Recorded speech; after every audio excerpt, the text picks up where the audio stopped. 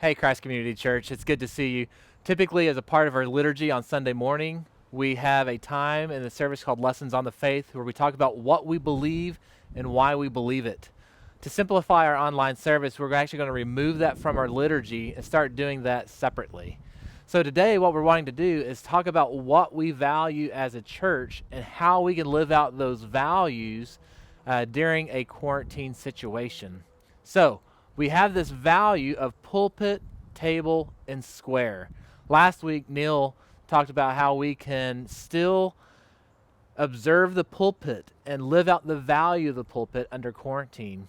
Today, what I want to do is talk about our value of the table and how we can live out that value of the table while we are under quarantine. So, what is the table? The idea of the value of the table is that what is required to live a faithful Christian life is this idea of community. That we need to be a community underneath the Word of God, where we are iron sharpening iron with one another. Lots of times, this can happen around a table, and that's why we use the imagery of a table. People gathering around a dining room table, but right now, our tables are off limits to people outside of our home. So how do we do that? Well, I think there are a few different ways that we can still observe this idea of the table and community even while we are in quarantine. One idea that we have and like to pass by of a way to as a way to observe the concept of the table is by calling people, connecting with people, and caring for people. We have a church directory for members, and we have Facebook, and we have ways that we can connect with one another. Make sure that you are calling one another, finding out what's going on in their lives.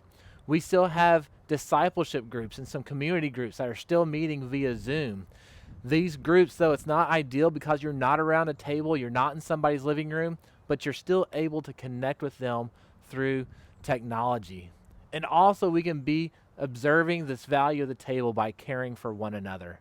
It doesn't take much to make somebody's day by writing a message in chalk on their sidewalk or by dropping off a favorite drink or a treat on their doorstep and texting them about it later on.